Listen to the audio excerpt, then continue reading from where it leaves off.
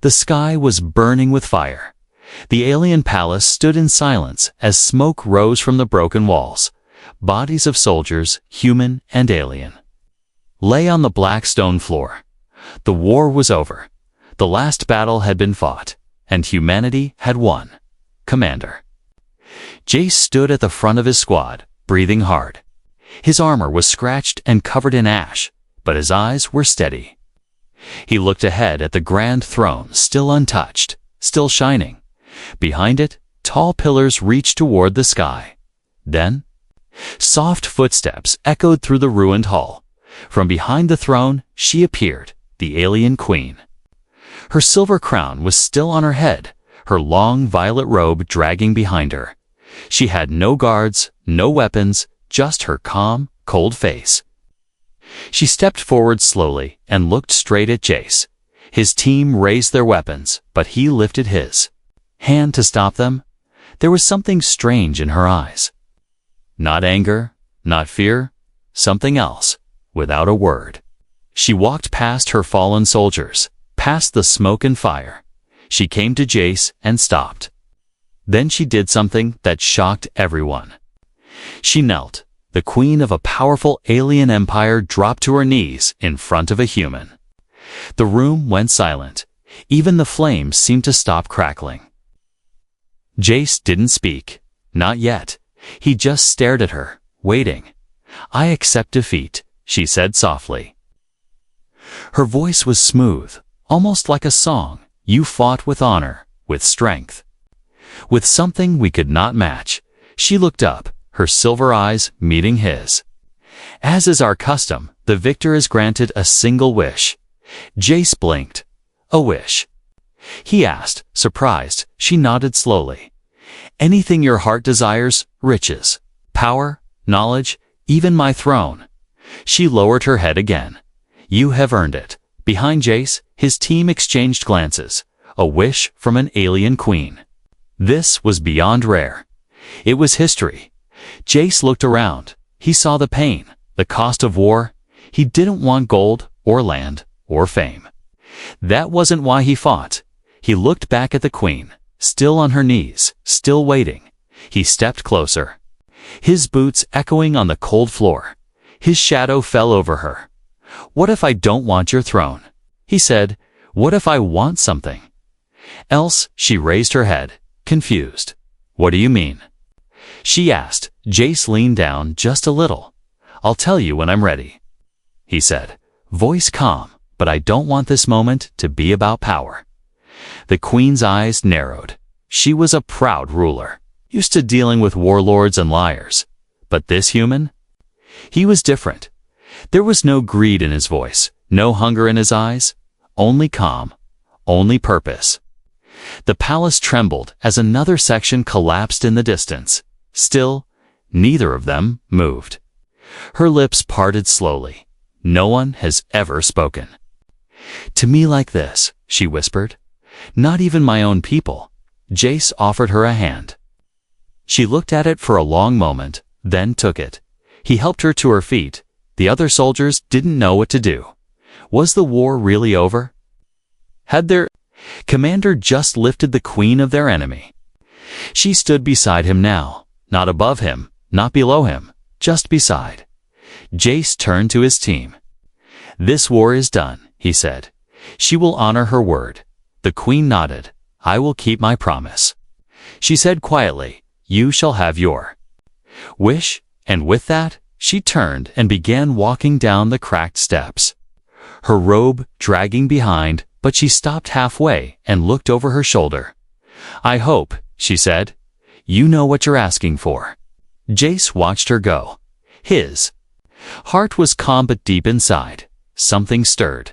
He didn't want her riches or her crown, but what he did want would shake her world to its core as the sun rose outside the broken walls. The galaxy would soon learn the most shocking wish of all.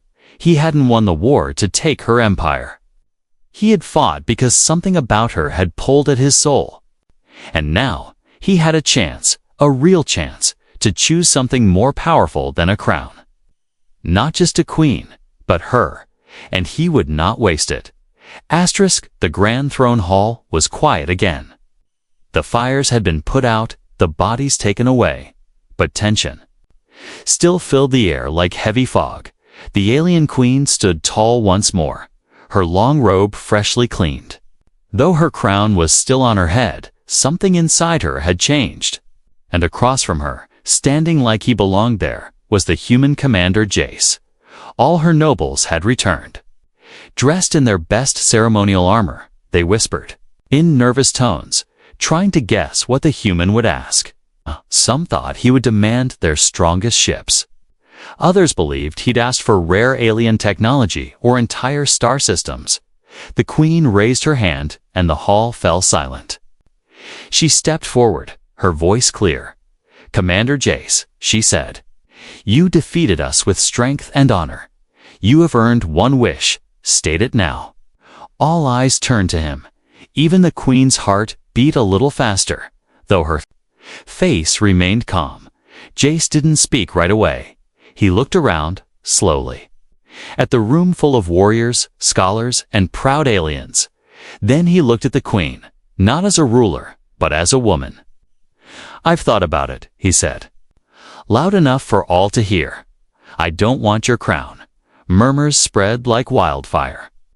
Several nobles leaned forward in shock. "I don't want your fleets, your lands, or your wealth." He added, "I've seen what war does to people." "I don't want power." The queen's eyes narrowed slightly. She was listening carefully now, her hands folded before her. Jace took a step closer. "I want you," he said plainly. The room exploded in gasps and shouting. Some nobles stood up in anger, others froze in place. Even the queen's mask of calm broke for a moment. "Me?" she repeated, voice lower, almost breathless. Jace nodded slowly. "You offered me one wish," he said. "I choose you, not your title, not your empire, just you." The silence that followed was sharp like a blade. One noble shouted, "This is an insult." Another growled, "He treats our queen like a gift." But Jace raised his hand again. This time, not as a soldier, but as a man. "I don't want to rule over anyone," he said. "I want to understand you, to walk beside you, not above or below." The queen stepped down from her platform slowly, her long hair swaying with every step. She stood before him, her voice a whisper meant for only him. "Do you know what you're asking?" she said. "Do you understand what this means?" "I do," he answered. "I've seen the way you carry your pain, even when no one sees it. You rule with grace. But you're alone." Her eyes shimmered, but not with anger, with something else, something rare. Affection, maybe even hope. "My court will never accept this," she whispered. "They will say I have been claimed like a prize." "I didn't win you," Jace said gently. "I'm choosing you, and you have the right to choose me too." The nobles began shouting. Again, one of them moved forward, ready to challenge the human, but the queen lifted her hand firmly. "Enough," she commanded. The hall went quiet once more. She turned to face them all. "He could have taken anything," she said loudly. "He could have demanded this palace, our worlds, or even my life. But he asked for something else." She paused, her voice softer now. "He asked for me." The nobles looked unsure, confused, and afraid of what it meant. "I am not a prize," she continued, "but I am still a living being. If I choose him in return, then it is no one's place to stop me." The tension hung like a storm cloud. Then the queen did something unexpected. She reached for Jace's hand and held it. Gasps filled the hall once more, but no one dared interrupt. Jace looked at her hand in his. Surprised but calm, she smiled faintly. "You are brave," she said. "Perhaps too brave. I had to be," he replied softly. "You're worth the risk." And for the first time in memory, the alien queen of Kirellin blushed, not because she was embarrassed, but because someone saw her, not the crown, not the power, just her. The royal garden had never been so quiet. Tall crystal trees sparkled under the moons, their leaves glowing like stars. Flowers swayed gently, as if they too were holding their breath. The queen sat alone on a smooth silver bench, her robe folded. Neatly beside her, the crown was not on her head tonight. She had removed it herself. For the first time in years, she stared into the small pool before her. Watching ripples break the reflection of her face, her heart beat slowly but her mind raced. Why would a human want me? She wondered again. What did he see? Truly. In her world, she was power, duty, and law. Every smile was a mask, every word measured. She had ruled through fear, respect, and silence. But he looked at her like she was more than all that, like she was still a woman, not just a queen. Her advisors had begged her not to meet the human again. They warned her it was dangerous, improper, even humiliating. But she didn't listen.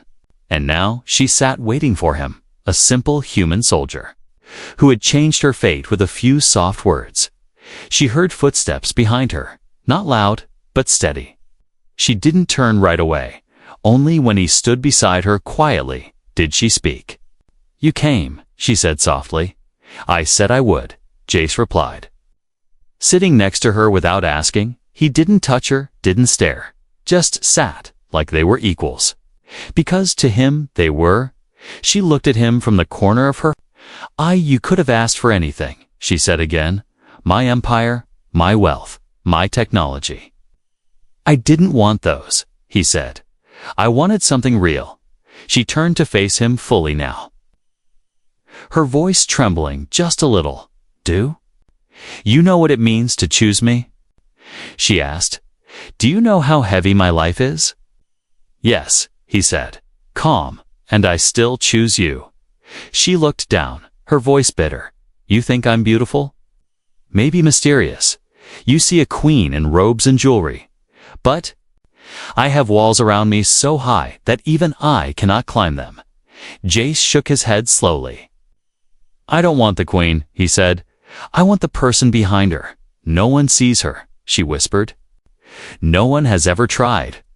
"I did," he said, "and I liked what I saw." She was quiet for a long time. Then she asked something unexpected. "Do you know what they say about humans in our stories?"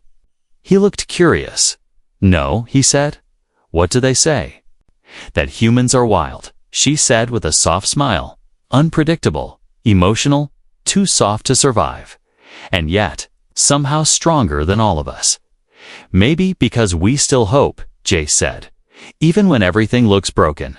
She nodded, her smile fading. "I haven't hoped in a long time," she said. "Not until you stood in front of me with empty hands and honest eyes." Jace turned slightly, facing her. "I've seen war," he said. "I've seen kings fall. Heroes die. People cry for peace. And yet, I saw something in you I never expected." "What?" she asked, voice low. "Loneliness," he replied. "Same as mine." Her chest tightened. How could a stranger see something so deep, so hidden? No one, not even her closest guard, had ever said that word to her. But he had, and he was right. She reached out slowly, hesitantly, and touched his hand. His fingers didn't pull away. They stayed there, warm, steady, real. "I don't know what comes next," she said quietly. "This is not how our stories go." "Then let's write a new story," Jace said, smiling gently. "One where the queen doesn't have to be alone." The garden lights flickered like stars falling from the sky, and in that moment she wasn't a ruler. She wasn't a symbol. She was just a woman, and for the first time in her life, she allowed herself to believe that maybe, just maybe, she was worth being chosen for herself. The breeze moved softly around them, but inside her heart, something stronger stirred. Not fear, not duty, but hope. The queen stood at the edge of her balcony. The twin moons of her world floated above the horizon like silver eyes. Below her, the city lights flickered quietly. It looked peaceful, but she knew the peace was not complete. She had ruled this city for years, every building, every law. Every citizen had followed her command. But tonight, her heart did not feel strong. It felt warm, unsure, and strangely alive. Her hand touched her chest where her armor usually rested. But she had removed it. Instead, she wore a soft robe of deep blue. It was the first time in years she had dressed as a woman, not as a queen. Her mind kept returning to one thing. No, one person, Jace, the human. The man who had made her question everything she thought she knew. He had not asked for power, land, or anything for his people. He had only asked for her, not as a prize but as a person, and that truth continued to echo inside her heart. She still remembered his voice in the garden. "I don't want the queen," he had said. "I want the person behind her." His words were simple, but no one had ever said them to her before. Not her generals, not her servants, not even her family, only him. Now she walked through the royal halls, her guards watching silently. They could feel it too. Their queen was changing, and change always brought fear, but also hope. She entered a quiet room filled with tall bookshelves and glowing lights. Jace was sitting near the window, reading a thin scroll of alien history. He looked up as she entered and stood slowly. "You're early," he said gently. "I couldn't." "Wait," she answered, her voice soft. "I've never said that before." He smiled. "I'm glad you came." They sat near the window, close but not touching. She studied him carefully. There was no arrogance in him, no hunger for glory, just calm eyes, strong hands, and a peaceful presence. "Do you regret asking for me?" she asked suddenly. He looked into her eyes without blinking. "No," he said simply. "I only regret not asking sooner." Her breath caught for a second. She looked away quickly, feeling something stir inside her. Not fear, not duty, not guilt, but something softer, something she had buried long ago. She had once believed that love was weakness, but now she wasn't sure, because around him she didn't feel weak. She felt human again. "You confused me," she admitted. "You broke into my world like a storm, and now you sit here like it belongs to you." He chuckled quietly. "I don't want to own your world," he said. "I just want to be in it with you." She looked at him again. This time, her gaze did not hold power. It held curiosity, warmth, even admiration. "You are not like other humans I've seen," she said. "You look at me, but not with fear or pride, because I see you." He said, "Not your crown, not your scars, just you." Her hand moved slowly toward his. She stopped halfway, unsure, but then he closed the gap. Gently taking her fingers in his, a small smile touched her lips. It was a real smile, not the one she wore at royal events.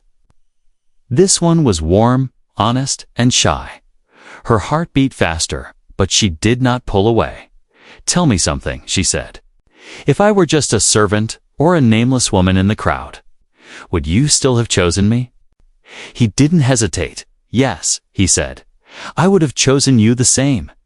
Tears welled in her eyes, but she didn't let them fall. Queens didn't cry not in front of others, but maybe she wasn't just a queen anymore. She stood slowly, still holding his hand. "Walk with me," she said.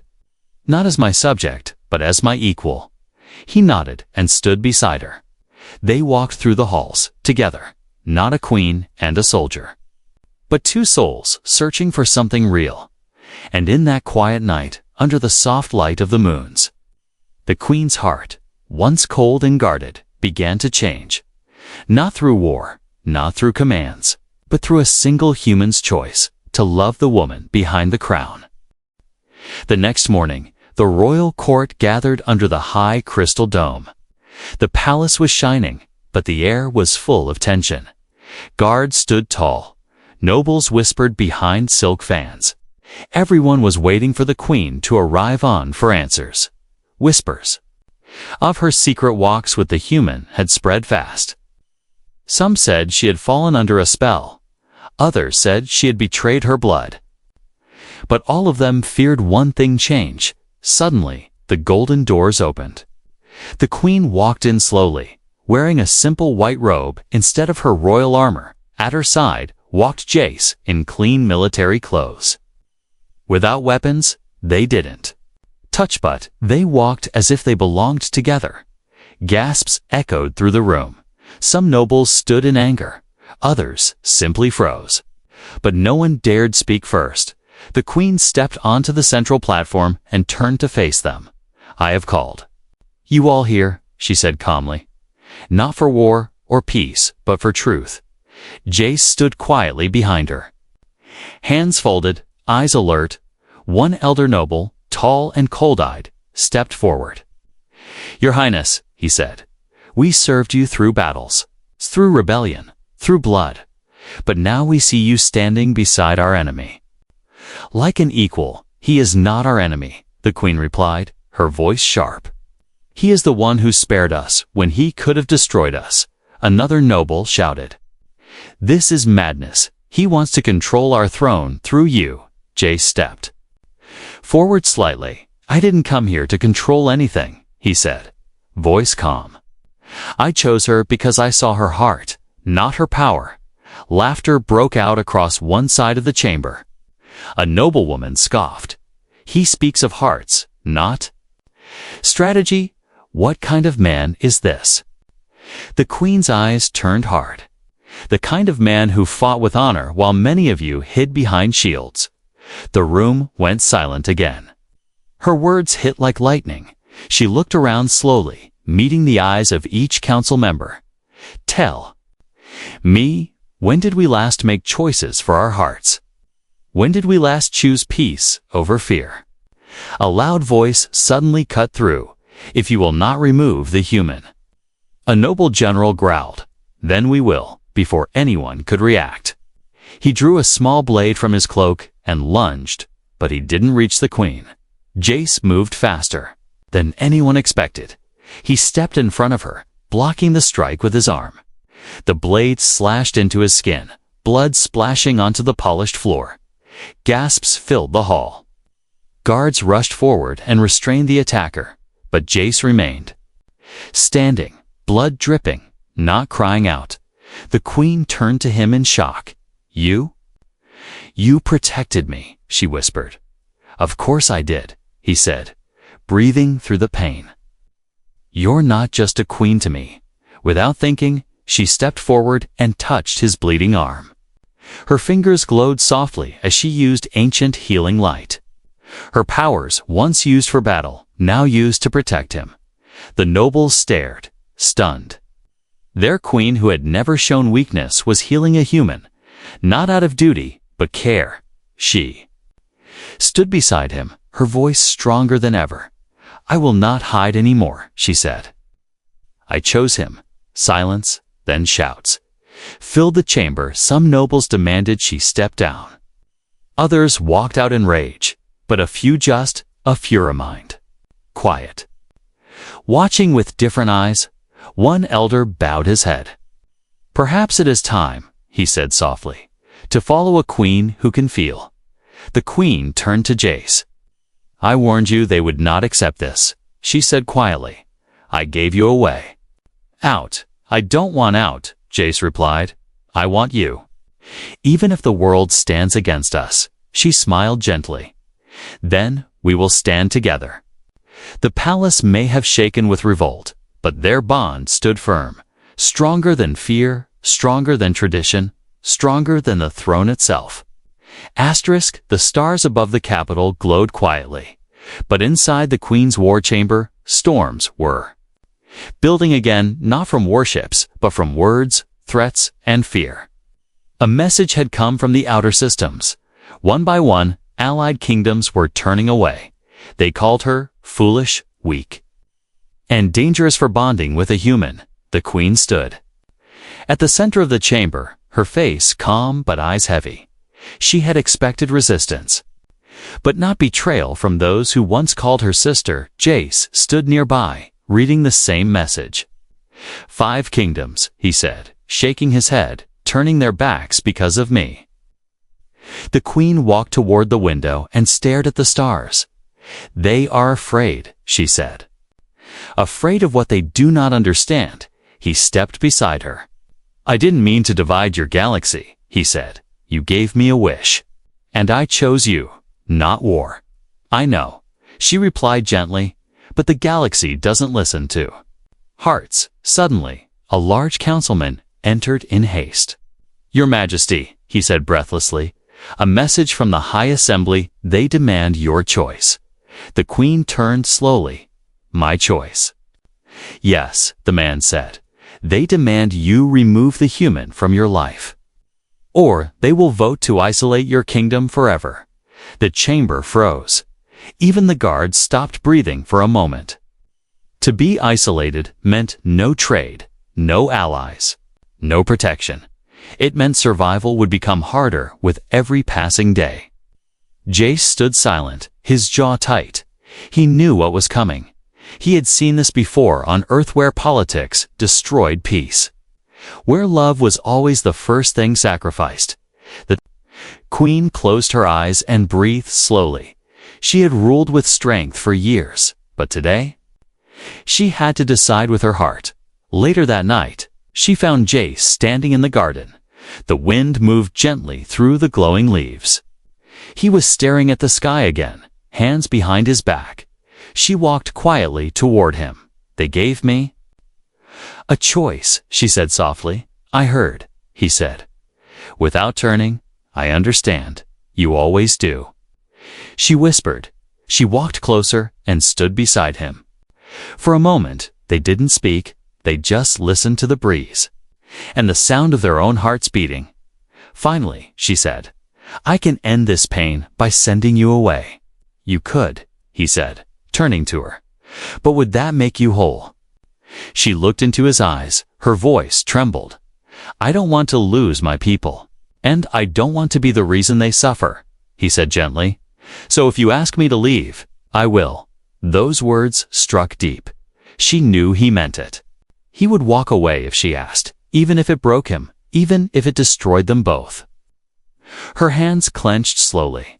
Tears filled her eyes, but didn't fall. I can face battles, she said. I can silence kings.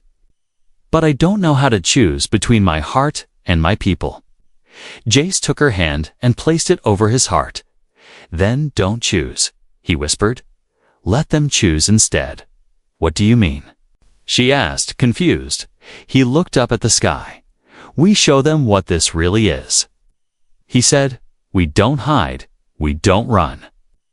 We let the galaxy see not a queen and a soldier, but 2 souls who found something real. She blinked. Slowly, you want to stand in front of them, together. Yes, he said. Let them judge with their eyes, not just their fear. The queen nodded slowly. I will call a summit, she said. Every ruler, every noble, every voice in the galaxy will watch, and you will stand beside me. He asked, always, she whispered, days later. In the central tower of the capital, millions watched through screens and channels across the stars. The queen stood in her finest ceremonial robe, her crown shining under the lights. Beside her stood Jace, not in armor, not as a warrior, but as himself. She lifted her hand to silence the crowd. I was given a choice, she said. To keep my crown or keep the human I love. Gasps filled the chamber. But she didn't stop.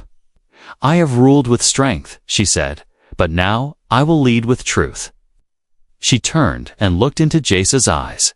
I will not send him away. The room broke into noisingar, surprise, wonder, but one voice shouted above the rest. Then prepare to face the galaxy alone. The queen stepped forward with fire in her voice. Then so be it, she declared. I'd rather be alone with truth than surrounded by liars. She reached for Jace's hand, and he took it without fear. The great hall had never felt so full. not just with nobles or guards. It was something deeper change. Across the galaxy, rulers and citizens watched. Some in silence, others in rage, but none could look away. At the center of the shining platform stood the queen, tall, proud, and glowing under the soft golden lights. But something was different now. She was not alone. Commander Jace stood beside her, not as a conqueror, but as the man who had chosen her when he could have chosen anything else. The queen looked down at the two crowns before her. One was hers, ancient, powerful, cold. The other had been made by her own hands, simple, silver, and shaped with care. She lifted her crown slowly and placed it upon her head, then turned to the second one. Her hand hovered above it, trembling. "This is not tradition," she said loudly. "This is not what our laws wrote. But this," she continued, lifting the new crown, "this is truth." She turned toward Jace. He looked surprised, but didn't move. He was not expecting this. The nobles stared in disbelief. Was she really going to crown him an outsider, a human? The queen stepped closer and held the crown between them. "This," she said softly, "is my choice, not forced, not taken, not owed, but freely given." Jace's heart beat fast. He stared into her eyes. She wasn't offering him power. She was offering him herself. Slowly, she placed the crown on his head. The chamber gasped. Even the sky outside seemed to shimmer. "I offer my throne not as a gift," she said, "but as a place beside me. You stood with me in the garden. You stood before the court when they shouted. And you bled to keep me safe. I will no longer rule alone," she said. "And I will no longer love in secret." Cheers and shouts echoed through the crystal dome. Some nobles fell silent in shock. Others bowed their heads in respect. A few still walked out, their pride too heavy, but many stayed, because they had seen something real. Two rulers standing side by side. Not just in title, but in truth. Jace turned to her, his voice low. "I never wanted your crown," he said. "I only wanted to stand beside you. And now you do," she replied, "and not just beside me, but inside my heart." She reached out and gently took his hand. Together, they stepped forward, toward the people watching. The message was clear. This was no longer just a kingdom, it was a shared future. Somewhere in the stars, the other rulers watched, some in rage, some in fear, but many in awe. One by one, small messages began to arrive. A captain from a distant world, a healer from a neutral moon, a teacher from a forgotten station. They sent words like, "We support you. We believe in your choice. Show us how to." Lead with heart. The queen read the messages with shining eyes. She turned to Jace and whispered, "They are watching." "Then let them watch," he said. "We'll show them that love isn't weakness. It's the strongest force we have." That night, there was no royal banquet, no grand speeches, no cold rituals, just a quiet moment on the palace balcony. The queen stood in silence, her head resting on Jace's shoulder. The stars sparkled above, but she didn't care about the stars. Not anymore. "I could have had anything," Jace said softly. "Anything in the galaxy, and you chose me," she whispered, smiling. "Why?" He looked at her gently. "Because behind the crown, the armor, the walls, I saw someone brave enough to love." She smiled, the kind of smile that melted the coldest part of her heart. And in that moment, she was not a queen, not a ruler, not a warrior. She was simply loved, and for the first time in her life, that was enough.